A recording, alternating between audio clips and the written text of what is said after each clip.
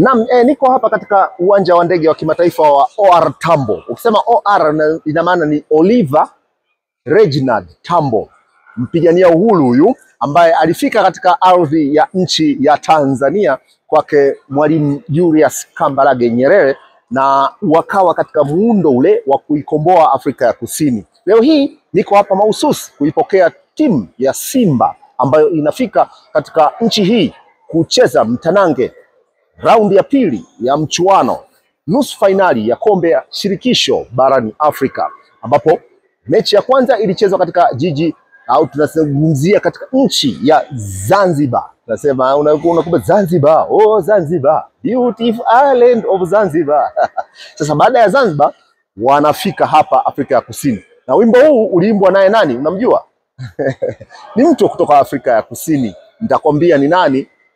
Usiondoke hapo ulipo, hakikisha kwamba unafahamu kwamba uwezo wa timu ya Stellenbosch ambayo inapeleka mechi hii katika jiji la Durban ni uwezo ambao inatakiwa sisi wa Tanzania tuje kwa wingi na tuweze kuanikiza ushindi wa Simba Sports Club. La, yawezekana kabisa kwamba wenzetu wanaweza kuwa wengi, lakini mimi naamini kabisa wa Tanzania siku zote bwana, umoja ni nguvu na utengano ni udhaifu.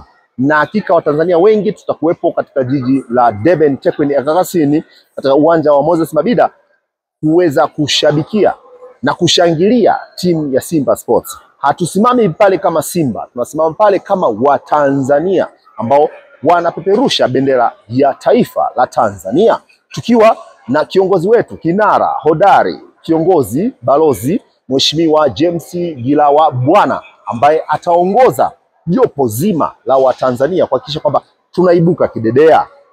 Ushindi wa nyumbani 1-0 pale uwanja wa Amani Zanzibar, unatakiwa uweze kuchukua hatua ya pili kupata ushindi mwingine hapa katika nchi ya Afrika ya Kusini katika jiji la Durban Tekwini Ekakasini katika jimbo la KwaZulu Natal.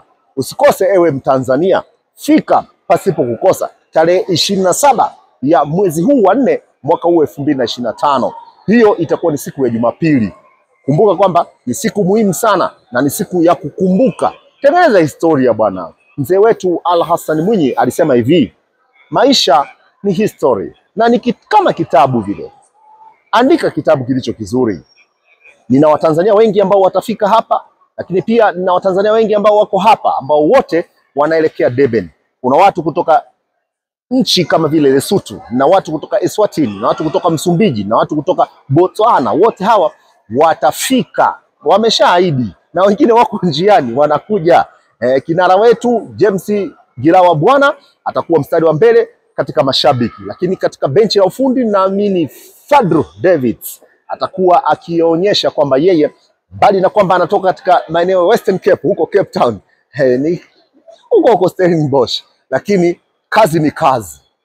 Atafanya kazi chini ya mnyama Simba ili kuleta ushindi na kuleta historia katika nchi ya Tanzania. Sina mengi, mimi Fortunatus Charles Kasomfi. Wacha tusubiri tuone wanafika vipi watu wa Simba na wanasema nini. Utasikia kutoka kwa viongozi pamoja na wale makapteni na wachezaji wa Simba wamejiandaa vipi katika mechi hii ambayo itachezwa siku ya Jumapili. Leo hii hapa hali ya hewa ni takribani wanasema centigrade 18, lakini kwa Durban ni 21. Siku ya Jumapili itakuwa 25. Hiyo kidogo kutakuwa na kajoto fulani hivi, lakini jiji la Durban siku zote linakuwa jiji fulani lina unyevu hivi. Yani humid city of Durban. Na hakika kwamba Watanzania wengi tutakuwa pale. Twendeni safari yetu kutoka hapa OR Tambo. Simba wakifika hapa watakuwa na muda mfupi wa kuongea na balozi, wa kupata neno, motisha, ari na kupewa nguvu.